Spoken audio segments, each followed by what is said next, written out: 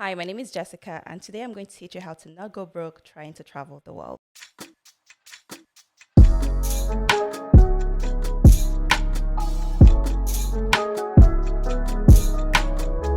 Hi everyone, welcome to this episode of Don't Go Broke Trying. My name is Rennie. If you're new here, Don't Go Broke Trying is a podcast all about how to teach you how to not go broke trying to live your best life. And I've been bringing you back-to-back episodes. So if you've been liking the podcast so far, please make sure to share this on your stories, make sure to follow the podcast, make sure to leave a review, and even watch us on YouTube because we have a YouTube channel and you can see our beautiful faces.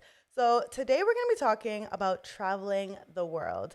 As many of you know, I am a world traveler. I love traveling. By the time you listen to this, I've been to 35 countries, and I hope to go to literally every country in the world. And a lot of people ask me, how can you afford to do this? Is it possible? So today I have a very special guest for you. I have the amazing, the phenomenal, the exceptional Jessica Ufuoma here to talk to us today. Hi, Jessica. Hi, Rennie. How are you? Good. Thanks for having me. Thanks for being here. I'm super grateful. Everyone, I started following Jessica. I'm not sure how long ago, but I started following her and I saw her travels around the world and I was like, this girl is just like me. Like, I really love how she showcases her travel content and it's really inspirational. So thank you. I'm glad that you are here today to talk I'm to so us. happy to be here as well. Yeah, so everyone, today, as I said, we're going to be talking about how to not go broke trying to travel the world. And a lot of people, dream travel is a big dream for you, but we often assume that it comes with a hefty price tag. So I am sitting down with Jessica today. She is a travel content creator with over 100,000 followers, and she has been to over 53 countries, is it? Yeah, 53 countries, and she shares her tips and resources on how to travel without going broke. Well, her focus isn't on finance, but you do share a lot of tips that will help with that. Yeah. And that's what we're going to talk about today. Yay. So, yeah. And I know you just got back from a trip. How was it? It was amazing. It was so good to not do work because usually I work and travel. Same. So I left my computer at home. I missed it though, because wow, you left it at home. I left it at home. That's a big thing for me. But I did. Wow. And like when I got back, I was just so happy to be at your laptop. Yeah, I was like, yes, I know. Yeah. No, I'm the same way. Like, I don't think I've left my laptop. Yeah, it was a big move. Yeah, like the first time ever. Yeah, but I had to do it because I just wanted to take some time off. Yeah. And not work and not think about work. I was still creating content though because I really love. Yeah, but it's fun work. It's fun work. Mm-hmm. Yeah, so it was a good trip. Good. Yeah. I love it for you. So could you please introduce yourself to my audience as well, and just tell us a bit about what you do? Yeah, my name is Jessica Ufuoma, and I'm a travel creator. I love to travel, and I love to share my experiences with my audience. Really encourage people to travel the world as well. And I have my platform, which is the Ufuoma, where I share all my travel experiences, my tips, my tools, my hacks. Just all in the spirit of just sharing and making people feel confident and safe to go on their first trip or their next 10 trips, just using my tips and my recommendations. And I will consider myself a very savvy traveler. And I know my way around the world, and I love to just share. So I'm really happy to be sharing on Rennie's platform today. Yes. And I hope that, we can all learn how to not go broke trying to travel the world. Perfect. Yeah, I love it. See how she incorporated the tagline there. Yeah, and I would tell all of you to follow Ufuoma on all the platforms, on Twitter, on her blog, on Instagram, and I'll make sure to leave them in the show notes below so you can if you would like to. So before we get into it, I like to start off with a Rennie Rated segment. And Rennie Rated products, for those that don't know, are products that I love and like I am a stan of. So what is your Rennie Rated product of the week, the month? It can be anything. It can be a song, a location that you just visit, anything you want. I would say I really love, there's this new device I just got. It's called Airfly. Oh, okay. I thought it was okay. Not that one. Yeah. So typically when I travel, I always take my iPad with me, like to watch like in-flight entertainment. Mm-hmm. But then I found this tool that I just saw on TikTok and I got it. I'm like, I want to try and see if it works. Mm-hmm. So I actually got it. And the way it works is you can connect it to your AirPods or whatever like Bluetooth that you have, and you have like really crisp and clear sound on the flight. Because like the airlines, they don't really give really good sound quality Yeah. Fair enough. headphones, right? Yeah. So I really love the AirFly, and I think that's Nice. my I saw it recommendation. on your video, and I was like, I want to get this. I Yeah, haven't gotten it yet, but it was like it looks pretty dope. it's really cool. It's Yeah. like I was listening to the same quality that I would just, use with my AirPods. So it was Yeah. really great. So Very yeah, cool. I would recommend that for sure. Nice. Okay, so now let's get into the episode. We always like to start off by getting to know the real you. And to do this, we go all the way back by learning where you grew up and what your relationship like with money what your relationship with money was before, like when you first grew up. And the reason I ask this to all my guests is just because I think it gives a little context about you. Like if you grew up as like a trust fund baby and you're traveling the world, a lot of people are like, okay, like Right. that's not relatable. So Yeah. I always am very like candid about how I have a lot of privilege and like, I have my Canadian passport. I grew up Right. here. So let's give some context to you. Do you Yeah. remember maybe your first memory of money and how you grew up? Yeah, so I grew up in Lagos, Nigeria, and Lagos is one of the most populated cities in the world, in Africa as well. And I think I grew up just having, I would say, just having access. My dad especially, he just had this mentality that he needed to provide, like most African men do. So my earliest memories of money were just seeing money as a tool and not something. My dad never made me feel guilty around money. I remember something that he would do, which is one of my earliest memories. He would just put like a stash of money, like not a lot, but maybe like 5,000 naira, which is probably like $10 or $20. He wouldn't give it to us when he's leaving the house, but he would put it on like his dressing room table, just there. It's there. Like, and I think I used to wonder, like, why is it just there? Like, you're not giving it to us. But now I realize that he just put it there to say, if you need it, it's there. Like we wouldn't touch it if we didn't need it. But if we called him and we said, hey, like something happened, we need money, he'll be like, okay, go check the dressing room table. It is there. So like that really shaped the way that I see money, and just like knowing that you can actually set aside money for things that matter to you. You don't have to always spend it, but it is there if you need to. Yeah. So I think that really shaped the way that I view money. Oh, that's a really good lesson. I think I'm gonna incorporate that when I have kids. Yeah. I like that. I like Yeah. that. And then I guess now you put away money for stuff For the like things- travel. exactly, Right? yeah. Okay, very cool. Yeah. And you came to Canada. So when now that you live in, like, how did that process happen? If you don't mind sharing. Yeah, so I basically didn't. So my parents, they're travelers, like they travel a lot. Okay. But even with that, I just never thought it was something that I wanted to do. So I never really paid attention. My dad was always traveling, my mom as well. So I think just because I was in that bubble, I just felt like, oh, this is a very comfortable life. I went to school in Nigeria for my undergrad, and then I went, I had a bank job. I was living like a very like regular, expected life. And then one day I realized, I want something different, because like everyone already knew this was my path. And maybe like at the end of the day, I would have probably gotten married, had babies, and that would be like the normal routine that everyone expected, like the average Nigerian child. So one day I woke up and I decided, you know what, I want to do something different. Maybe I want to do something like go to school. So I started researching, and then I found this really cool program in Canada. It's like a master's in global business program where you could travel to 3 different countries. Oh. And so I did that. I applied for it. I got the admission, but I was still very nervous to take that step, because I'm like, how do I just like leave my like everything I Everything you know. know? And That's a like lot. it's a lot. I don't think we talk about that enough. Like how that's Yeah. literally uprooting your whole life. Yeah, Like I'm yeah. thinking about it now as someone who's lived in Canada for 23 years, and I'm like, how would I just move to another country? It's so difficult. Yeah. So I ended up deferring my admission twice. Oh, wow. Because I was just nervous. I'm like, I don't know how I'm going to do this. And I had someone in Canada. Like my sister lived in Canada, Okay. so it wasn't like I was alone. But I still felt like it was a big push. So let alone someone who's coming with no family at Yeah. all, right? So the third time I emailed the admin and I said, hey, I'm going to have to defer. They said, no, you have to, like, this is the last Oh, chance. wow. So I'm like, okay, whatever, fine, I'll come. So I came, I did the program. You want me so bad, I guess Exactly. I'll I'm like, come. I'll come. So I did the program, I came, and like, it wasn't until the third, like country, because it was 3 countries, Canada, the Netherlands, and Peru. It wasn't until Oh, Peru that I like fell in love with travel. So yeah, okay. that's how I moved here, and then I just stayed, got my PR, and then yeah, Now you now plan to citizenship. stay here. Yeah, Yeah. exactly. Okay, cool. So when you went to Peru, how was that? Like, wait, so was it that the program had like you went to school in each of those three countries? Right. Yeah. Yeah, it Oh, was really cool because it's your whole class going, like your whole classroom going. for how Where long? it was about 12 months. So you stay 3 months That's in so each, cool. yeah, in each country. So I did Canada. You start off with Canada, and then you do the Netherlands, and then Peru.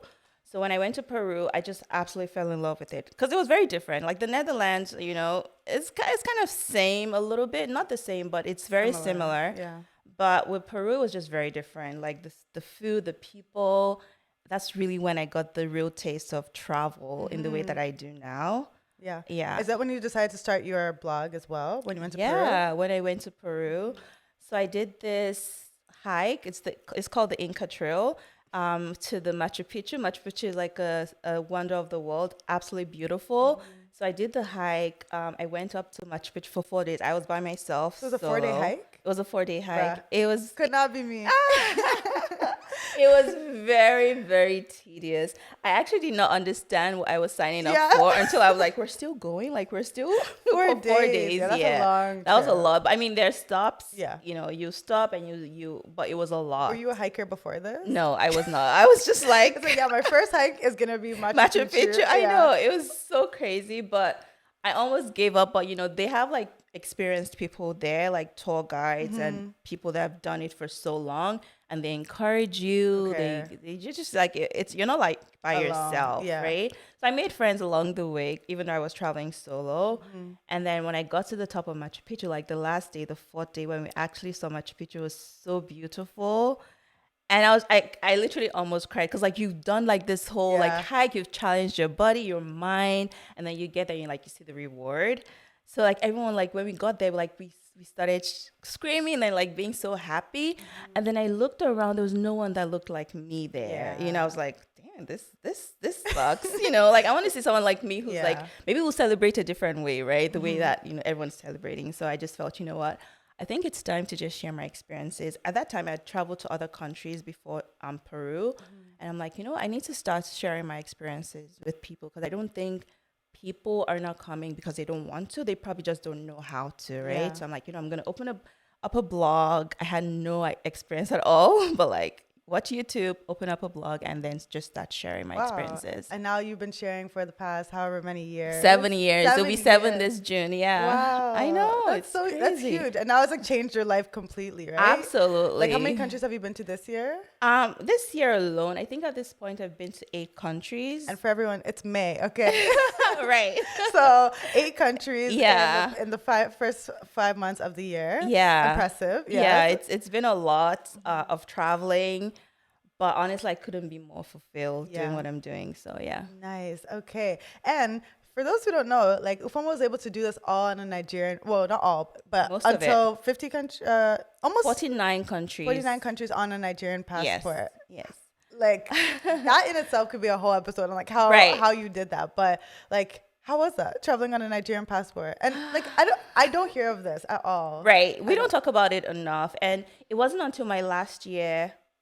I mean, I will talk about it quite a bit because a lot of the people who followed me, especially from the start, they followed me because of like they knew I had a Nigerian passport. Like I would travel to these places and a lot of Nigerians or just people with less privileged passport would say, oh, you're traveling because like you have an American passport or Canada Yeah. passport. I'm like, oh, actually, no, that's not true. Not true. I actually have a Nigerian passport. Like how? And then they'll be so intrigued. So I did share the struggles, but I didn't want it to be like my identity. Fair enough. You know what I mean? I didn't want it to be like I didn't want it to be like a pity. I didn't want anyone to like throw a pity party for me, For right? sure. So I would share it, but not in a way that is like the whole thing. I would share the experience more, and then maybe every once in a while I will share that I'm actually indeed traveling with a Nigerian passport. But it was very difficult. Yeah. Actually, I didn't realize how difficult it was until I got my Canadian Canadian passport. passport. I'm like, wow, this is so easy. Yeah. Like, how is it so like I was actually suffering Shocked. back then. Yeah. But I didn't know.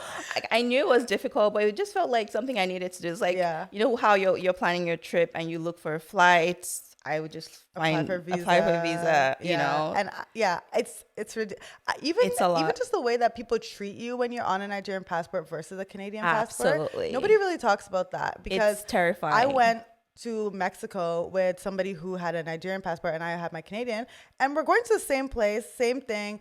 He has a PR, so I was like, and the way they treated him versus me, I was just like, so different. I was like, why are they questioning him so much? He's with us. Like, we went for a wedding. So I'm like, we're all going for this 5-day wedding. We're coming back. And then they were questioning him. I was like, whoa. It is, the treatment is very different. Yeah. It's insane how people discriminate the passport once they see it. It's like you get to have to answer a lot of questions. Like usually I'll travel with like my sister who was a Canadian, still is a Canadian, and she'll be done in like 2 minutes and I'll be there like 10 minutes just answering questions.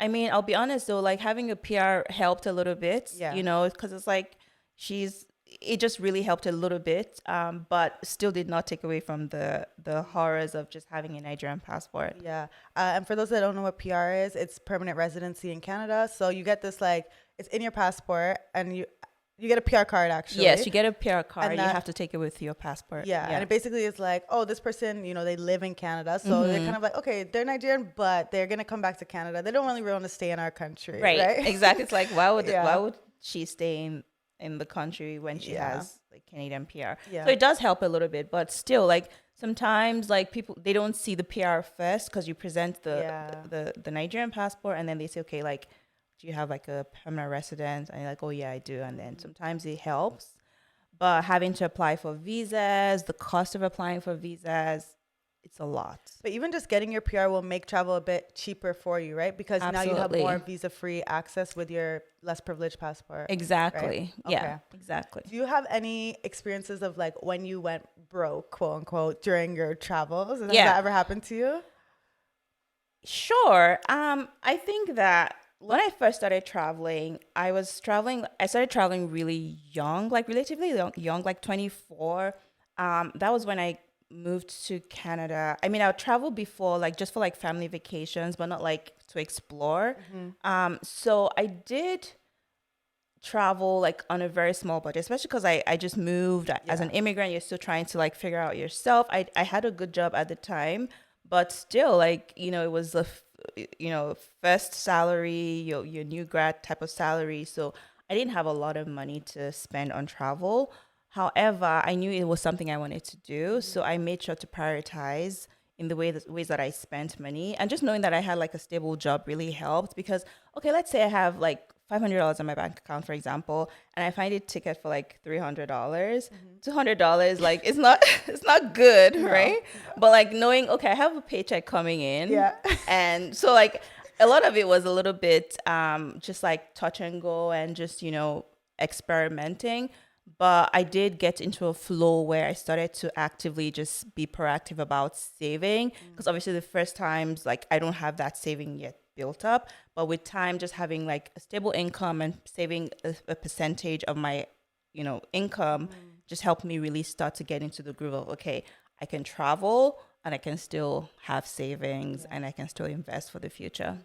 I think I read that you went to 40 countries in 4 years. How? I just don't know how, because that's a lot, especially you had your full-time job as well. Right. So how I know you're prioritizing travel and like, putting away money every month, maybe, or every paycheck for travel. But like 40 countries in 4 years. How did I do it? Yes. 40 countries in 4 years is a lot. So that was like 10 countries per year. But I just knew that I wanted to travel at a certain period in my life. Okay. And there will be a time when I probably wouldn't be able to travel as much. Okay. So I really wanted to use that time well. That makes sense. So it was just about that, this is my time to travel as much as I want, see all the places I want to see, try all the food, meet all the people, experience all the cultures. This is the time. So I made sure to make some like lifestyle adjustments to make it happen. So at first I had this job where I had to go into the office every single time. So I knew, okay, this wouldn't cut it with the lifestyle I want to build for myself. Maybe I should look for like a more remote friendly work that would adjust to the lifestyle I'm looking to build. Yeah. So then I started looking and I found it. And then, so those are like some of the lifestyle adjustments I had to make to make travel happen.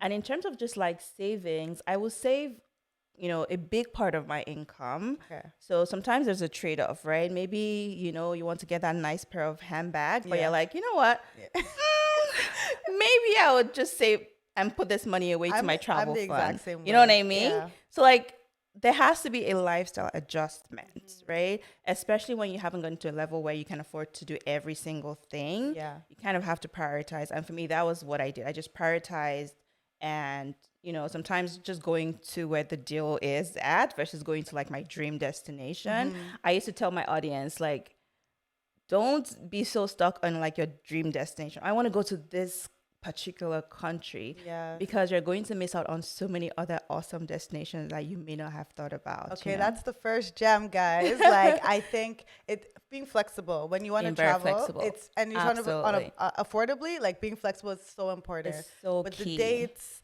with the location, absolutely, with the accommodation. You have to be flexible. Yeah, being flexibility is key. It's like the number one thing because a lot of times I talk to people and they say, "Oh, I want to go to the Maldives. I want to go to Greece."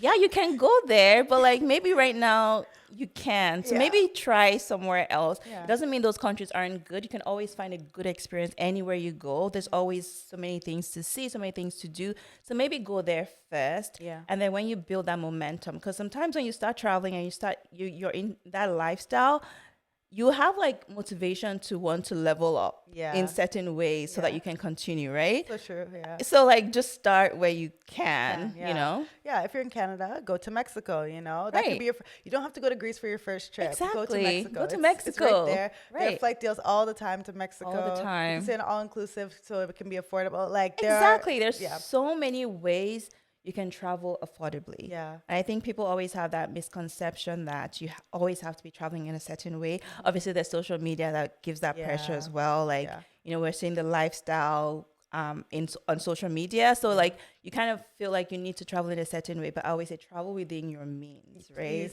Please. Always travel within your means because that's the most important thing. Travel, no, do not. It's not worth it. It's a luxury, right? Yeah. It's not worth it. Like, no, it's not. Travel is good, but it's not worth it. Okay, so going back to the 40 countries in 4 years, again, it's very expensive. Like, I'm assuming you didn't fly from like Canada to these places for like 40 times. So was it that you bunched countries together in your travels, or how were you able to like actually go to like all these countries in such a short period of time? Yeah. So when I first started traveling, it was more about I want to see the world versus I want to go to one country. Okay. So obviously when you start to frame it in that way, it has to be very well planned and very strategic in the way that you map out your travels.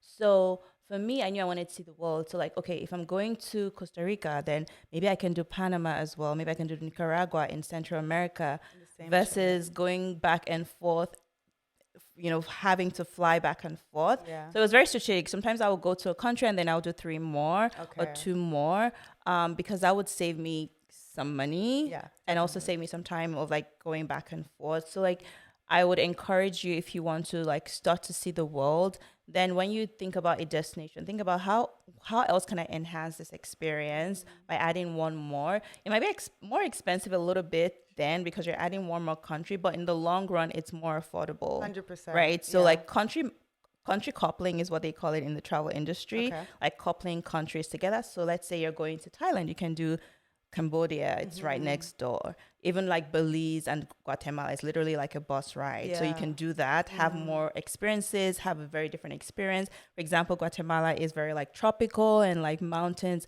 Belize is like the beach. So you've had like 2 experiences in one. It's like a 2-for-1 deal type of thing. Yeah. And I think especially like if you were going to Europe, for example, you can get the Schengen visa. And then like if you're someone who needs visas to go to a lot of places, the Schengen visa, I don't know how many countries are in it. 33 Yeah, like it's a lot like of countries. You can go there and like just travel. Yeah. I mean, you do need to be there for only 30 days if you're visiting, but you can do like a lot of countries within that time if you have the means to do it. It's pretty affordable as well. I did a huge Euro tour as well. Okay. So that was like 15 out of the excuse me. That's like 15 out of the 40 countries. Oh, wow. Yeah. Okay. So it's like That makes sense. it's a big part of that. But yeah. Okay, very cool. So let's get into some tips for the people that are listening. And I hope everyone, again, that you're liking this episode. If you are, make sure to share it on your Instagram story, tag Jessica and tag me and tag the podcast at Don't Go Broke Trying, because we love to see when you love the episodes that I'm recording. Okay, so the first thing I think people should know when they want to avoid going broke when traveling is that preparation is everything. So before hopping on a flight, you should get your finances right. You know, like, as you said, we're not going into debt to travel. It doesn't make any sense at all. So I read one of your blog posts, which was like your travel finance series, and you taught us how to make money to fund your travels before. And I'm hoping that you can share this with the audience. So how do you, or what are some tips that you have to help people fund their travels and make money before they even like plan going on the trip? Right. So saving is so important. So having that travel fund, so like a dedicated account just for your travels, will really help you. So one thing that a good place to start is obviously your day job. If you have a 9 to 5, that's a Yes. really great place to start. I know like some people love their 9 to 5, some people don't, but like the key is that it gives you some sort of financial stability that can help you plan. So if you're trying to see the world and trying to travel, having that 9 to 5 job, stable income can really help you plan. Maybe you can say, hey, I want to save 10% of my income, put it in that travel savings account. Make sure the travel savings account will help you optimize your money as well. Maybe it's like no charges on that travel savings Please, account, yes. like high interest rates, just to like maximize your efforts that you're already putting Yeah. in. But your day job is a good place to start. But also, one thing that I did apart from my day job was obviously I started creating content and using Yeah. my skills that I have in like photography, storytelling, all of those things. At the time, I didn't know I was doing something. Like I didn't know I was onto something, Yeah. but it really just helped me like build also that travel savings fund. So like I could put my day job, the money that I'm getting into like investing, Yes. and then I could use the money that I was getting from like my other side projects for travel, which has really helped me balance both. Yeah. So my encouragement for you is that if you have like another skill that you have, maybe you're very passionate about something, or people come to you for advice for something, especially in the day of like social media, there's so many opportunities. Literally. Like it's so endless what you There's can do. money You to don't, be made. there's so much money to be Yeah. made. And if you feel like, okay, I need to have this lifestyle of traveling, I want to see the world, I want to explore, maybe you can actually consider, getting a side job or doing a side project, or just even like figuring out how to level up your finances. Maybe Yeah. it's asking for a raise at work. Maybe it's up leveling your skills so you can get a better job. Yeah. Like just creating that financial buffer that would allow you to do other things that you love to do, like travel, right? Definitely. So I think that's so important. Like finding ways to fund it, just like having ways to just improve on the money that you have, Yeah. so you can do more with your money. Yeah, and especially I think what you're really emphasizing is like it's all about what you prioritize at the end of the day. Exactly. I have been prioritizing travel since forever, since I was in my first year of university, especially because I knew the type of lifestyle I wanted, as you said. Right. And I was making $9 an hour, but I was putting away money into that travel fund. It wasn't much. Exactly. But when I wanted to travel, it was something that I had there. Right. And like even as you said, getting a second job or a side hustle. So I had internships throughout my entire university experience, and I would use that money, but then I was also working the $9 an hour job, and what I did was I lived off of the $9 an hour, and Right. all the money that I made from my internship I saved up in an account, like literally Right. all of the money. And then Exactly. I was able to go to Thailand for 5 months on a study exchange program. And then Amazing. I traveled to, where did I go? Malaysia, Singapore, That's awesome. like Hong Kong, like so many different places. And it's Right. literally only because I was able to put away that money. So as you said, all about what you prioritize. And another thing I know I saw on your blog was that like you can travel for free when you do like jobs, when you are abroad, or volunteering. So is that Yeah. something that you've ever done before? There's this program called I don't remember what the program is called anymore. It's been a while. But when I was in Peru, I went to Colombia, and you could volunteer and make money while they Ah, give you housing. housing and accommodation. So obviously, all you have to do is like buy your flight ticket, and you go there. For me, it was like a very good opportunity for me to give back and travel as well, like give back to local community. But also, it was like free accommodation for me in exchange for like volunteering my time. So there are a lot of programs that are available for you. You just have to search it out and Yeah, find it I if know. that's something that you're interested in. Yeah, but it's out there, right? It is out there. Yeah. Yeah. So once you actually, so now we've started making money, right? We have our full-time job. We have maybe alternative source of income. Maybe we're on one of these study abroad or job or volunteer programs that allow us to travel. So do you have any tips to actually make sure that you allocate that money to your travels? Because I know that it's really easy that, okay, now I'm making more. Now the Right. money has disappeared. I don't know where it went. So do you have Yeah. any practical tips to help people actually put the money towards travel? Yeah, I think the most important thing is to book the flights, right? Or like do the action, whatever that looks like. But also, if you have a travel fund, and it's all about discipline as well. Yeah.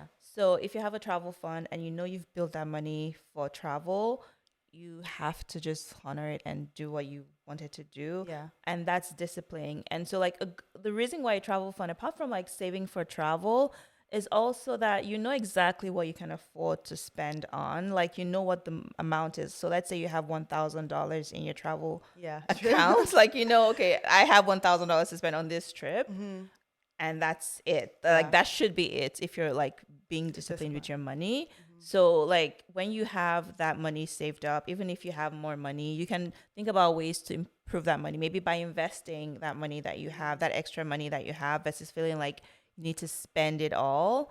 But also like just have like a travel principle in place, like know what you want to splurge on and Yeah. things that you want to just save on, or just like ways that you can maximize that money that you've spent so much time building, Yeah. because that's just the right way to do it. Does it always happen? No. No. But I think just building that discipline around money and knowing that, okay, this is money for travel, it just makes travel a lot more enjoyable when you know that you're doing it debt free. You're not, there's no pressure for you to travel in a certain way. 100%. You know, it just makes the whole experience more worthwhile, because that's what travel is. Travel is supposed to improve you as a person, give you much, you know, a better quality of life, make you more confident. There's so many benefits for travel that if you then start making it in a sense of like, oh, I need to like go into debt to travel, it just defeats the whole purpose Yeah, of travel. don't Like, do it. yeah, it's just not worth it. So like just building that financial discipline around the money that you spent Yeah. or the money that you saved will really help you. And I know a lot of people, it's just like, it's hard to be disciplined sometimes, you It know? is, So yeah. one thing I like to do is automate it. Do you do that as well? I do, yes. So it's like, I as you absolutely do. said, 10%. So I'm not even gonna, I'm gonna call up my bank and I'm gonna say, hey, every first of the month or every time I get paid, put 10% of this money into a separate fund. Exactly. Simple. That's it. And it's like, it doesn't rely on you. Like, Right. It's if- not on you. Yeah. Like your bank is doing it for you. Yeah. I think, yeah, that's definitely something that you should do if you can. Like automate your savings. Yeah. It's just going as soon as you get that money, it's going in. Yeah. You don't have and a it's- chance to you don't spend it. Right? exactly. And then you'll feel a sense of accomplishment when you Yeah. see it build and you're like, okay, wow, this is growing. And I think a lot of the times people are very discouraged about like travel funds because like, okay, I don't have like $300 to put in, $500, but like you can really start with like $50. That's what I started with. If you, yeah, exactly. Me too. I started off with like $50 every single month. By the end of the year, I had like a good amount to go to Yeah, Mexico. exactly. Right? Like, do it. Yeah. Yeah, Start where off- you are. Exactly. Exactly. And no going into debt. I'm going to reemphasize. Yeah, no going into that. Yeah. No. Yeah. I think, as you said, automating is key. It It takes is. the guesswork out of you. And another thing I like to do is I like to put it in a separate account if possible. So if you can't, if you could set up a or e-transfer, Interact e-transfer. Right. And like maybe you keep it, you have your main bank account where you get paid into, but then you have your travel fund, which is in like a EQ bank. Separate. It's something that is, you know, Exactly. it's high interest and it's separate. So you don't even like, You're not you're not seeing looking it. at You're not it, seeing right? it. Yeah. You're not it's seeing just it. it's just doing the work for you in the background. Yeah. Exactly. Do you use any travel rewards programs or credit cards to book your trips? Because I know that's some of the way that people are able to like travel hack or whatever Right. it's called. Yeah. Yeah, I think travel reward programs are really good, especially if you want to travel more. So I love to use Canada's Aeroplan, Air Canada's Aeroplan. Same. I just realized, hey, I've gone on like 2 flights with them, like in the beginning. Like, why not just start maximizing my spending with them? So like a key tip is that if you're in a country or like you know that there's an airline that you most likely will fly with, Yeah. even if you haven't started flying with them. Let's say you're in Atlanta, you know you're most likely going to fly Delta. Like start to have those programs. Sign up. They're all free to sign up. They wouldn't cost you anything. But like when you start to travel, you can start building those points. But also I love like the American Express Cobalt card. It's really good for travel. It does come with a big yearly fee, but you get the money back in so many ways, like lounge access. You get points Priority for boarding. priority boarding, free bags that will help you save money in the long The run. bags are expensive now. Yeah, they are Oh my God. expensive. Like My they cousin are. just went to Nigeria and we called up the airline. It was Ethiopian, and they were like $250 No for her additional way. bag. And I was like, wait, what? Bags are now so expensive. Yeah. So like imagine you spend 250 on one trip, and then like you've almost paid that yearly fee, right? Yeah. But of course, like your travel credit card should be based on your own personal needs. Yes. So like if you know you're going to be traveling a lot, there's certain things that you can invest in as, okay, I know I'm going to be traveling a lot. I'm going to save this money in the long run. Let me pay for the Amex Copa card or whatever, Chase, whatever works for you. I also love the Scotiabank's Passport Infinite. It's really good. I love that they're very tied to like Expedia for like reward redemption, which is a really good one to have. So just figure out where you live, what your needs are. If you know you're not going to be traveling a lot, maybe you want a card where you can build points through groceries, things that you do on a day-to-day basis. Because I'm not going to be catching a lot of flights, but when I want like some kind of reduced expense. Yeah. So your travel credit card should be definitely based on your own specific needs, but there are obviously things that you can look out for. Yeah, I hope everyone heard that. Like, don't just because someone online posts that, oh, this is the best card ever, it doesn't mean that it's best card for you. Right? Exactly. Yeah, I'm about to do a post about, I've been researching like all the cards because I don't want to just tell people this is the best card. And right. Like they think it's for them. So I want to do the best card. The best no fee card, the best card if you travel more than you spend more than $10,000 a year on travel. Exactly, those categories. Yes, So absolutely. I would say that again, do your research, see what you value, and then pick a card based on that. Absolutely, that would be the best card for you. Yeah. Okay. So when choosing to travel, one big thing that I know that you need to that differentiates the price that you'll pay is location. And some destinations are much pricier than others. So I wanted to know if you could tell us some of the most affordable places you've been to and some of the most expensive places you've been to. Yeah. I think as a baseline, like every country you can blow your budget. Yeah, that's true. Underspend. Even Thailand, But no, Thailand is one of the most affordable ones that I've visited for the value that you get. So for example, I stayed at this 5-star hotel in Thailand recently. I think it was about like $300 per night. Absolutely stunning property. That's good for 5-star. Yeah, but like if I were to be in like another country, that's easily like $1,000 type of quality. Yeah. So like Thailand is quite affordable. But Thailand has been affordable, like places in Central America as well, like Nicaragua and Guatemala, I found to be pretty affordable as well. And like the Costa Rica area, I think like Mexico is also a place that you can do pretty affordably as well. The flights there can be affordable, and like you can do Airbnbs in Mexico pretty affordable, especially when you're traveling in a group and like you get to split the cost of the villa. So like there are certain places that you can your money can actually go farther than farther. Your money can go far when you travel too. So yeah, those are some of like the most expensive ones. In terms of expensive ones, places like Singapore. Yeah. Oh, very expensive. Very expensive. Very beautiful, but very expensive. I found the Maldives to be pretty expensive as well. Like water will cost you like $10. And like it's not free. Like it was $10. Yeah, for a bottle of water. Yeah. So like, what's in the water? I know. So like we'll get like this. They do give you like a plastic bottle. But $10. No, like a it's not like a glass bottle. Okay. But I just wasn't comfortable like just drinking tap water. Yeah. So sometimes I'll get the water for $10. Damn. Yeah, I know. So like those places can be expensive. But even in those places, you can find a way to do it more affordably. Like even in the Maldives, you don't have to stay like in over the water villa. Yeah. You can stay in like certain places like Malé, which is like the city. Okay. You can stay there and it'll be cheap. Obviously, it's not going to be like the classic Maldives experience that we see.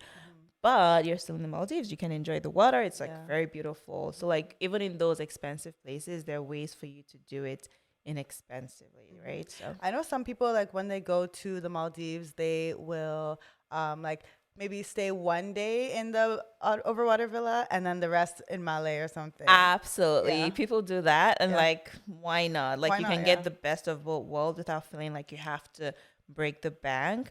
And of course, there are the times and seasons that you can go. So, like, Yeah. there's high season where lots of people are going. Maybe the weather is like absolutely gorgeous and stunning, and the hotel prices are more expensive. Yeah. But then there's the low season, and a country like Maldives, like, it's hardly ever like always raining. It's like a more like a all year round destination, but there are times when it does rain. So like those times when it does rain, it's a lot cheaper. But like Because of I know course, less people are yeah, less going. people. Like so you can get a good amount of sunshine per day, but it's going to rain a little bit sometimes. So like sometimes a trade off of like, okay, do I want to experience it Yeah.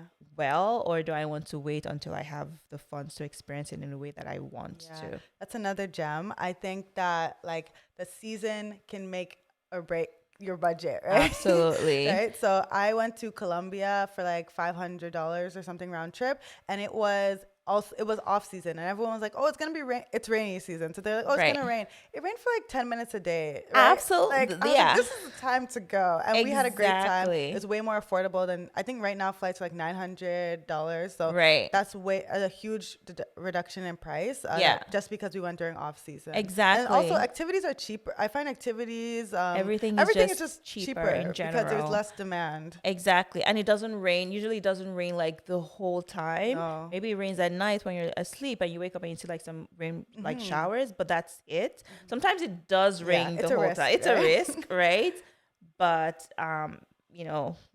usually there'll be like 2 days at least where Yeah. it's like not really raining, and you can do like some really fun activities indoor, like cooking class inside, or like do something that's fun. Yeah, definitely a risk, but if you're Yeah. trying to travel affordably, that could be something to consider. Exactly. Once you get to a location, what do you typically Actually, no.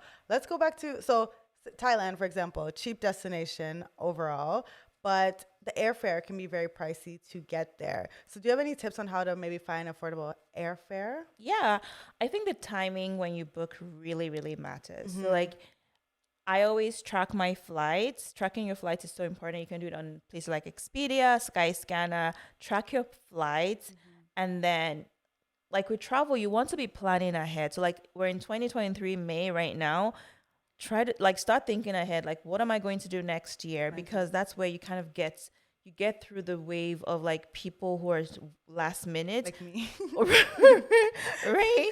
Like you get one step ahead of them, and Yes. like your things are like way more affordable than someone who's booking like 2 months out. Yeah. Because it's all about like demand and supply. So like when people start looking for those flights, which most people are very like last minute, Yeah. spontaneous, nothing wrong with that, but like you get to pay more. There's a premium for last Exactly, minute. for Yeah. last minute booking. But if like right now, if I want to go to a country that I really want to go to next year, I can book now. I mean, you can book a flight 1 year. Like you can only book it 1 year in advance at the most. Like you can find a flight for June 2024 right now. Yeah. So like between now and like May 2024, you can actually start booking your flight, and you would generally get it for a much cheaper rate. Is there like do you recommend like 8 months before, 1 year before? What's the typical? In my experience, I recommendation? found that like 6 months out is like a really good window to book. So like, but it also depends on the timing. So like 6 months out now will be like around December. Maybe not, because December is like high season, but like on a very neutral month. So let's say we're in like November and you want to book for like May, you will find really good deals. Yeah. Generally from that. And I love tracking my flights even after I've like bought it, just so I can Yeah. get that like kick of like, oh, I got it Yeah. for like this amount Yeah. and it's now this amount, like justify getting it in Yeah. advance. I've And, like been sometimes using- it doubles. No, facts. Especially if you're going to Africa in December. Oh yeah, no, like you should be booking your flights like A way year in out. advance. Absolutely. Yeah, definitely. I've been tracking a flight to Lagos. For December. Yeah, well, the prices are just not making sense. Oh my They're not God. Already, and this is like 6 months out, 7 months out. So, So yeah, so certain things, like certain destinations like Ghana, Nigeria, that 6 month rule does not really apply. Like do No. it 1 year if you can. yeah. But sometimes people don't know their travel plans. Yeah, it's Then like it's hard. hard. Yeah, especially if you have a typical 9 to 5. Like, you don't know Exactly. what days you'll be able to get off. Right. Yeah. But then you can also buy like, let's say you use an airline frequently. So let's say you use Air Canada, American Airline, whatever. You can actually buy your tickets, make it open. You might pay maybe like $200 more, but Change like fee. you can log that price in, and if you need to change it, you can just change it Good seamlessly, point. Yeah. right? So that you know you're still getting a good deal without having to overspend when Yeah. you're ready. Good point. Yeah, I really Yeah. like that. So yeah, that's a really good point. And another thing I like is getting like using these flight hacker sites, Right. when they find glitches in deal for deals, and then they send them over to your Yes, inbox. I use absolutely. those all. Have you ever Those are used so those? good. Yeah, Secret Flying, Scott's Flight. I think it's called Going Now. Yeah. Scott's Ship Flights. But the thing about those things, you have to be ready, right? And you have So to like be flexible. you have to be flexible and you have to be ready. So let's say you already have that travel savings account that you're building, you get that deal and you're like, oh my God, this is exciting. I want to do it. Yep. And you can take advantage of it. That's why it's so important for you to be proactive. Like even if you're not saving for a specific destination, just like keep saving and keep building it, because you never know when you need that Yeah. like money to like spend on that flight. I think another thing is like people always feel like they need to go with people, right? So let's say you get that email from like Going in your inbox. It's like, oh, there's like a $300 flight to Costa Rica. Now you're like, okay, now I gotta grab all my Message the group friends, chat, like and then it's gone. it's gone when like So like I would just book my Me flight, too. and then who wants to come? Like Yeah. are you in or not? I'm the exact same way. I just got Right. a flight deal to Brazil for $500, and then I also had a credit, amazing. and so it brought it down to $200 something that I'm What? going That's to. such a good deal. So I was like, I'm not waiting for my friends. No. Unfortunately, if you want to come with me, you can come. You can but come, I yeah. think, Maybe you like, book it for like $1,000 Yeah. if you want to come, right? yeah, it might be a bit more expensive for you. Yeah. But I am booked. I did not wait. That was the one deal. I was like, nah, we're booking That's ASAP. such So, a like, good deal. right? And That's I'm like, such it's a like good deal. I'm going for like 12 days or something. That's so amazing. Yeah, and like Brazil I'm is just right. Oh. It's such a huge country. I should have even booked it for longer, but I didn't want to be away for like the whole month of September. right. But yeah, I'm That's really so excited. amazing. So That's perfect. yeah, for those who don't know, like you can use sites like Next Departures, Secret Flying, YYZ Deals. Skyscanner, you can like track flights Track on there. flights, yeah. Google Flights, you can track flights. I have some posts about this as well, so I'll make sure to link them below. But yeah, there are Yeah. lots of ways to get cheap. There are lots of Yeah. ways. There are lots of ways. And again, like if you're flexible, places yeah. like Skyscanner or even Google, you can go there and just like leave your destination open. So Yeah. like let's say you're in Toronto, for example, put your city of departure and just leave your destination open. You'll be so surprised the deals that you get. Like that's how I went to Guatemala. I just saw like it was $300. Yeah. I hadn't heard about it a lot. Like it wasn't like a really, even till now, it's still not a country. it's a lot getting of people, there, though. It's getting there. Yeah. Yeah. But at the time it's like Guatemala. Why are Yeah. you going Where are you there? going to So go? like I found a deal. I'm going. I don't Yeah. know. Like it wasn't on my radar, but like I want to see like, and Yeah. it was one of like the most amazing I need to experiences. go. And like it was one of like people loved it on my like page, and like it grew my account a lot, and like because it was just so beautiful and just so unique. Exactly. Yeah, but one thing to know that like although the flight might be cheap, the destination may not be. Like I found a deal to Antigua. I think I paid $200 or $190 something. I went to Antigua. I got to Antigua and I was like, or it was after I booked the flight, and then I saw the price of hotels and I was like, oh, so I could have gone to like another location for cheaper than this. But I don't regret it. I still had a great time, but I was like, just because the flight, like I saw one to Turks and Caicos the other day, and then I looked at Turks, I was like, nah. Yeah, that's a trap. That's Yeah. a trap. It happened to us for the Bahamas. Like we went to Bahamas. Expensive. Yeah. We went there and I think the deal was like $500 for the flight. So like, all my friends, luckily they're all down, like all of them, like, cause it's December trip, like, oh, we want to get away from the cold. So they all booked it. And the accommodation was insane. Yeah. Like it was insane. prices So were always not- check the accommodation and then, before you book the because flight. those are two of the largest expenses that you have. Absolutely. So once you get to the location, what do you usually prioritize? Is it the hotel? Is it the food? Is it the experiences? Like what's your philosophy? I will always prioritize the experience. Yeah, me Like that's like why I'm there. Yeah. Like the hotel, yes. I want a good hotel. I want it to be nice, but Clean. like, clean, Yeah. like, beautiful, aesthetically pleasing, like a good place for me to come back to. But like the experience is always the thing for me. too. Like I'm the experience. Like I want the experience. I want to see the place. I want to have those like activities that I've come there for.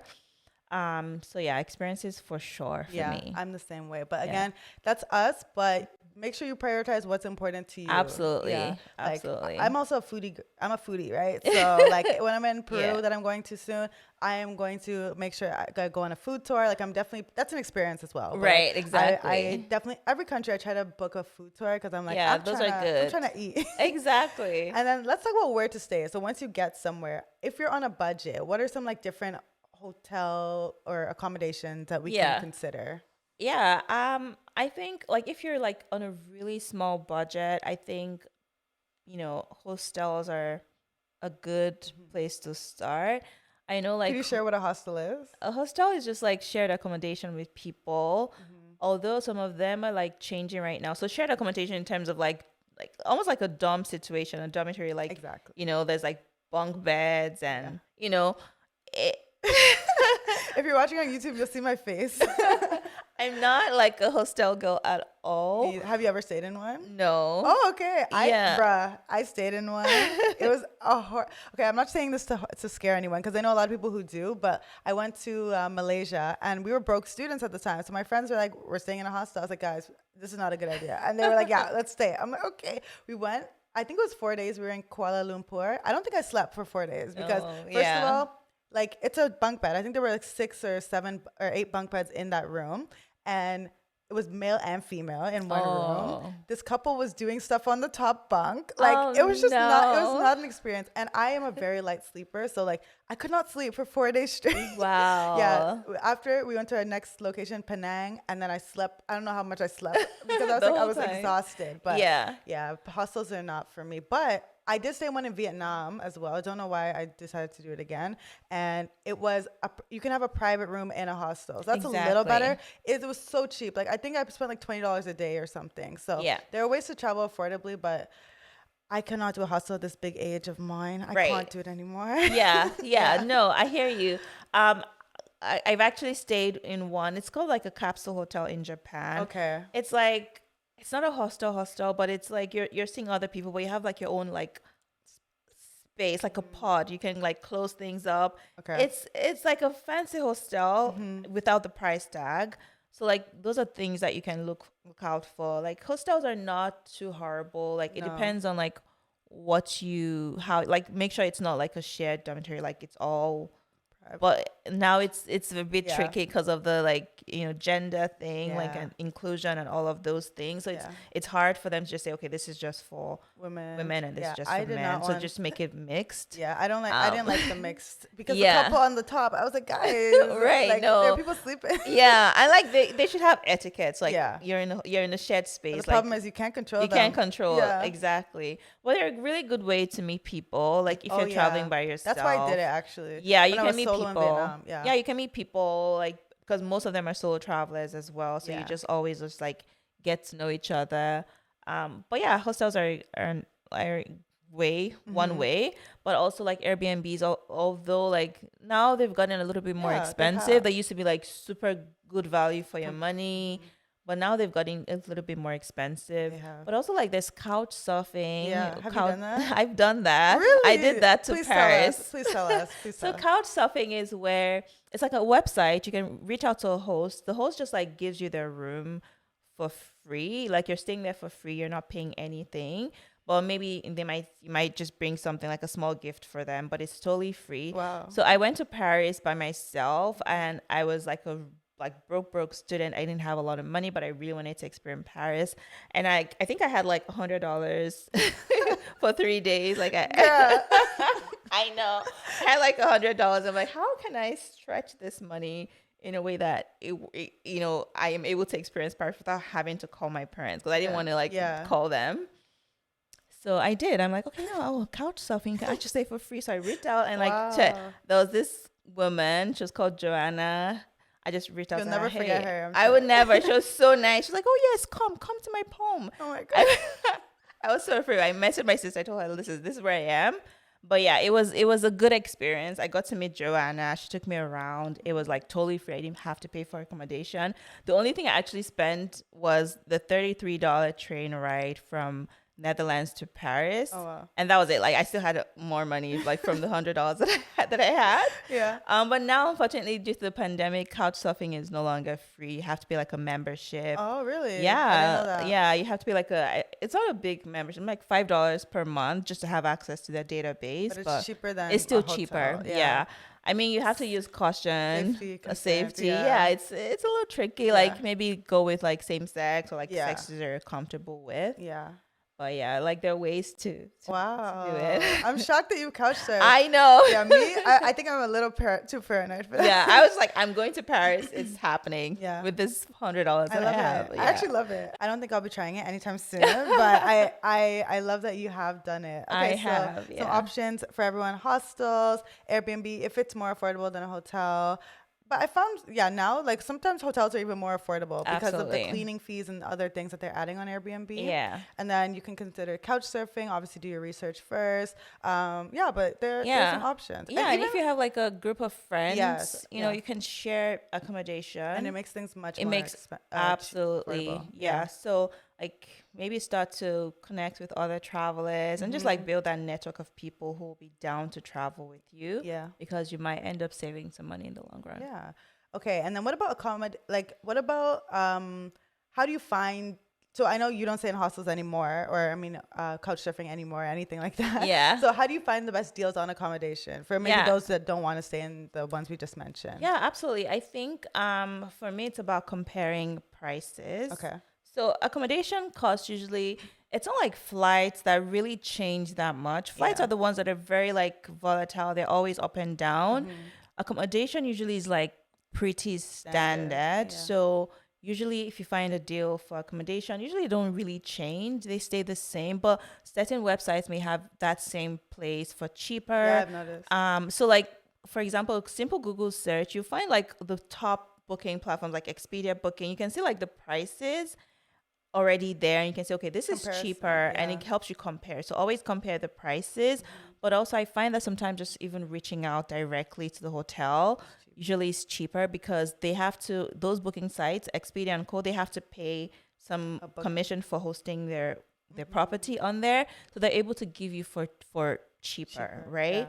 But the reason why I still will prioritize using platforms like Expedia or Booking.com is like you get to build your points Yeah. towards a free stay. So for example, hotels.com, you can actually, when you stay for 9 nights, you can get a 10th one night a free. 10th night free. Yeah. Or like Booking.com, you can build to be like a genius, which is like a genius program, and get things like 10% off, 15% off, or even like a free breakfast. So there are perks to Yeah. staying loyal to some websites like that. But if it's just like a one-off situation where you know, I just want to get like a cheap or like an affordable place, then Yeah. you can definitely go directly to the hotel. Yeah, and a lot of hotels actually, because as you said, they want you to book directly through them. Exactly. It's better for them. It's better for them. So Yeah. going directly to the hotel, even like, especially when it's a boutique hotel, Right. I like these big chains. Maybe it's not a huge discount between Right. booking directly, but when you go to the boutique hotels, Absolutely. huge discount. Huge discount. and I know that you can use. So you use Expedia primarily, right? I know Right you're now- Expedia, yeah. Expedia partner as well. Yes. Do you want to tell us a little bit about that? Yeah, so I'm an Expedia ambassador for the year of 2023. So yeah, so I'm working with them to like share like, the beauty of the platform. I've obviously gotten to fall in love with Expedia. It's amazing. All my flights this year I've booked on there just because it's so easy to do, Yeah. and like you build points. That's the You know, main you- thing. You're yeah, building you your build you build points. points. Yeah. Yeah. You get perks. Like there are times when I get like a free room upgrade just for being an Expedia Gold member. Yes. So it does make it worth it, right? So yeah, I absolutely love, like, just if you find a platform that you really, really love, just like stay loyal to that platform because you can build points. Sometimes, like, let's say I'm going on a group trip, I will pay for everyone's Yeah. so I can build more points. Yeah. It's just like being Put it like, on your card and then they pay you back, exactly right. Yeah. So like if I think the big takeaway is that if you want to travel, you kind of have to create room and circumstances to aid that goal. So Yeah. like find ways to make it happen, and like, so yeah, I love Expedia. Yeah, and also if you go to some of the bigger hotel websites, like if you're like if you like to stay at Hilton, for example, you can get a Hilton card a card specifically for Hilton, or you can just become a Hilton Honors Rewards member. Absolutely. And they offer like a slight discount when you book through them. Absolutely. Free room upgrades, as you said. Like, or even I feel like they're just nicer to you when you are a Hilton Rewards member. Absolutely. Because like I was in Ottawa for I was going to read the federal budget, and like I arrived from Antigua at like 8 a.m. and then I needed to be ready. So I wanted to check into my hotel right before, but hotel check-ins usually like 3 p.m. Yeah. So I heard so many people go to them and be like, hi, like I want to check in early. And they were like, no, we don't have any rooms. I went up and they're like, oh, you're a Hilton Rewards member? Sure. And right. I was like, oh, and they got me a room, and then I was able to go. Yeah. So I think there are benefits, especially if you really like a certain hotel. Exactly. And even if you don't, just sign up for the programs. Right. And like if you find that like you tend to stay in those places anyway, like maybe you're traveling for business and you know that like usually you would stay in this hotel and you've noticed a pattern like, oh, I'm always going, whatever reason, I always find myself in a Hilton, then sign up, right? Definitely sign up. Yeah. It's free to sign up. It's free to sign up, yeah. Once we get to a destination, we want to then find activities and excursions that we should do so that we have a good time while we're there. So do you have any tips on how to do this affordably? Like I know I typically just arrive, or depends how much planning I want to do, but typically I'll arrive and like figure out what I have an idea of what I want to do and then plan it as I go throughout the trip, depending on how much time I have. Yeah. But I know now the trip I'm going on now, I've actually have a tour guide and they're like planning everything for me, and it's so easy, right? But I don't know which one is more affordable. So do you have any tips on that? I mean, the thing is the tour guide route will always be a bit more expensive because you're not charging you the exact money that they're remitting to the vendors, right? They have their own like cuts, like their own for the work that they're doing, which is fair, right? Because you're paying a little bit of a premium for the convenience, which is fine. Like if you don't have a lot of time and you feel like you still want to have the best experience, you can go that route. But usually booking things yourself will always be the cheaper route. Of course, it'll be more time that you're spending trying to figure it out yourself. But if you have time to do like research, get your basic things done, that would help. In terms of activities though, I find that when you book when you're there, it's a lot cheaper, right? For example, I'll give an example. In Thailand, we wanted to do like a jet ski experience. We went online. It was like $250. We weren't really keen. We're like, oh, you know what? It's okay. In Thailand. In Thailand. I know, right? But when we got there, guess how much we ended up paying? Like 900 baht, which was like $30, right? So sometimes when you actually go there, 100% of the time, like more often than not, you'll find it to be cheaper. But there's certain things that you want to do that you may have to book in advance. So for example, let's say there's a monument that you need entry to and it's always sold out. Those things you can book in advance just because if I don't book it, I can get in on entry. But things like that are very flexible, that are very common, like the popular tourist destinations, usually you can book it when you get there and you will save a ton of money doing so. Okay, good tips. Yeah, like something like I'm going to Machu Picchu, like that I had to book it in advance. You have to, because they were like, they have certain number of people they let in every single day, right? That's something like, and I used a tour guide to do it because just figuring out the train to this, it's complicated. Complicated. But as you said, like the trade-off is your time, right? It's your time, And I personally, I don't even enjoy planning that much. Right. And now my time is super valuable. So I was like, if I can pay someone who is an expert, I'm going to do that. Exactly. So I'm going to go. I'll tell you all on my Instagram how I like the experience. But I can't wait to hear about it. They are very they seem very organized. They know everything. So, and it's a guided tour, right? I love, when I go on trips, I like to learn about the culture. I just don't want to go to eat at McDonald's while actually I do like to eat at McDonald's when I'm in different countries. But like I like to actually learn about the culture. So I think having a person who's standing by you and like actually explaining things is so helpful. No, like guided tours are good. Like especially when you have like a tour guide who's just showing you around, you feel a lot more confident. They always have your back because they're their client. Yes. So like you feel safe and people don't try to scam you because they feel like this is a local person. They know. So I'm not going to touch them. Right. So it's a good one to do as well. Yeah. And I know you have a company called Go Jolly where you plan travel experiences for groups. So how does that work if someone wanted to like go on a tour with you? Yeah. So Go Jolly is like, we're not necessarily like a travel agent, right? We are like, we're the ones who will bring you to a country for the experience. Okay. So like we curate those experiences for you in a way that maybe you can't do by yourself or you don't have time to do by yourself. So we do work with like travel agents, travel Okay. vendors in the local places. Like we find like the best of the best travel agents there.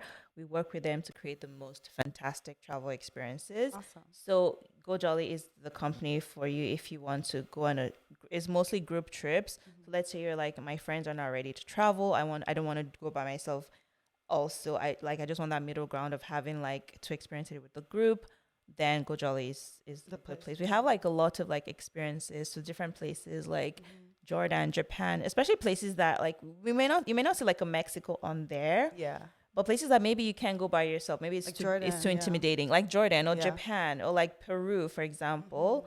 Most of them are sold out. We do get like a lot of like Oh, they booked them busy. yeah, but like we try to make it like really intimate. It's not just like everyone Yeah. should just come because we still want that like intimate experience. We want people to Like feel you're traveling like with friends. you're right? traveling exactly traveling with friends. It's not overwhelming for you because a lot of the times people who come there are like introverts who maybe they don't feel like they're confident enough to take a solo trip, but like they just still want that comfort of knowing that they have like a company who is showing them around. So like we Yeah. still want to keep it like intimate. So like 8 people, 10 I love max. that. Yeah. I'm gonna try and come on a trip. Actually. Yeah, you should. It's especially to one of these amazing. destinations where because again, I don't like planning. And Right. I love the idea of just Just paying showing someone up. and showing up. Yeah, Yeah, looking cute yeah. and showing up. Exactly. Those are like the best. Yeah. When I know that it's important to like, do you craft a budget of your travels before you go typically, and do you suggest that people do? I think so, yes. I definitely suggest that you have a budget for how much you want to spend. Yeah. Obviously, your budget would be things like your flight, your accommodation, all the expenses, even like the indirect expenses that you don't think about, like your lashes, your hair, Yes, getting ready getting beforehand. ready, It's like those. that can be expensive. It does add up. Yeah. Like it's a lot, Yeah. right? Like even like your Uber ride to the airport, your parking at the Yes. airport, like those little. I feel like people always budget the big things like the accommodation, but they forget those small things that add up. Yes. So like always make sure you have like all the line items accounted for, plus a miscellaneous and just like total that. Like add a little bit more. Yes. Even like exchange rate fees, like those like tiny things. Yeah. I always just add it so I know that okay, this is actually how much I'm spending, and then track it, right? So That's like important. when you come back, like figure out like did I meet my budget? Mm-hmm. Did I not? How can I make up for that extra amount? Yeah, Of I money? think the tracking is one of the most important parts because it's easy to say, yeah, I'm going to spend $2,500 on this trip. But on the trip, you're just spending. 'cause, You're just spending. You're enjoying. You're in the Right. sun. Yeah, it's But like I'll have that margarita.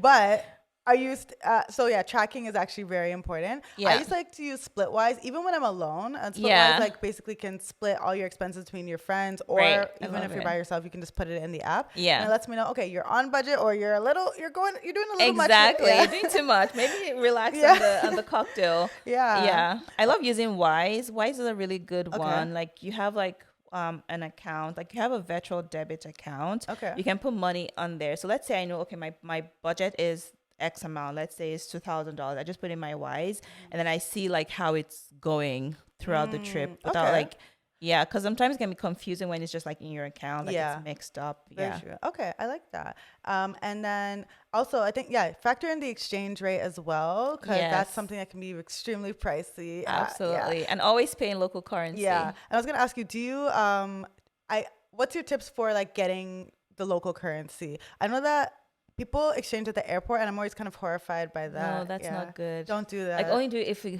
absolutely have to. Like Yeah. you have no other choice Yeah. but to. But like usually exchanging at your bank. Like I know a lot of banks in Canada and hopefully other places. Like I know in America as well. You can actually get the like local currency for a really good rate. Yeah.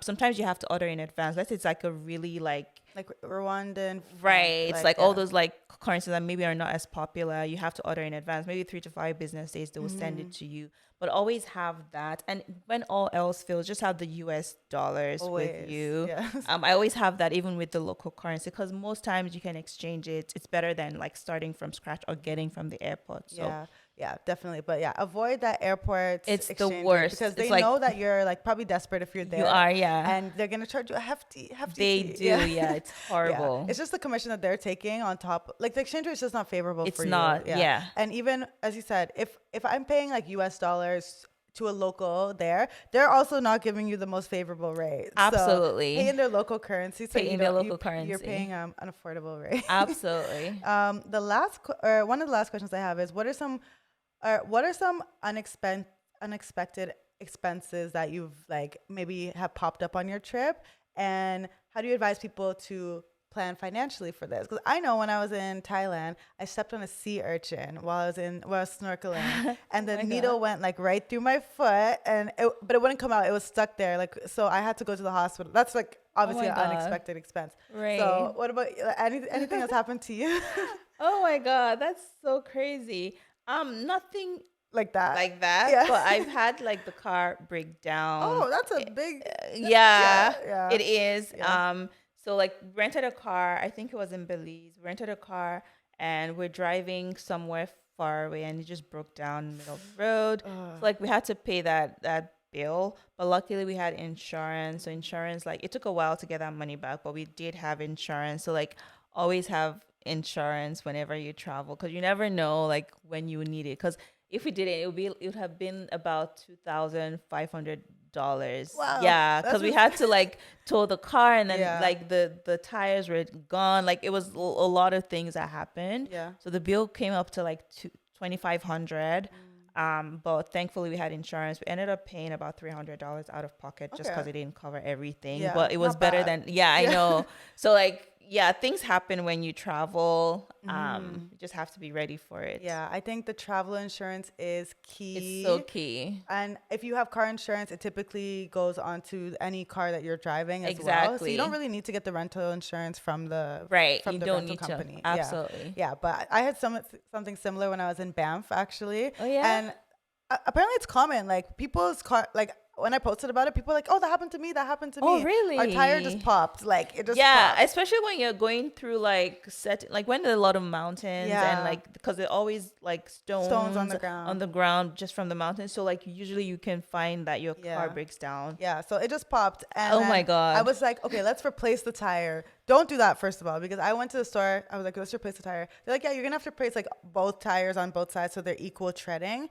And then one guy was Wow. just like, I don't think you should do it. Just like let's patch it up, and then you go and just return it to them, and then tell them what happened, and Yeah. then they will replace it. And then when I did that, they were saying like $700. That's what they were saying to replace the tires. Wow. When I got there, they charged us like $40 or something, No because they way. could they could repair the So tire. easily. Yeah, That's so so crazy. please You would have. don't. I'm glad that guy told me, because I was literally stressed. I was like, oh my No, god, no one that's an planned for this. unexpected Yeah, expense that like yeah, you don't want to yeah. have on But on I a always say trip, like travel insurance is important no matter no what. matter Like what. if you can Yeah. afford to travel, you can afford to get travel insurance. Yeah, Absolutely. my plan is like $50 for the year, because I got like it covers any stay up to, I think it's 21 days Yeah. for the entire year. So you don't have to get travel insurance for each trip. It can Yeah. just be like a one-time yearly fee. Exactly. Yeah. Yeah. And there's this website called Safety Wing. Okay. You can get like travel insurance per trip. So like $9, you cover your whole like 7-day trip. Hmm. And like if anything happens, you You're have that covered. you're covered. Yeah. The So one thing to know about travel insurance is that like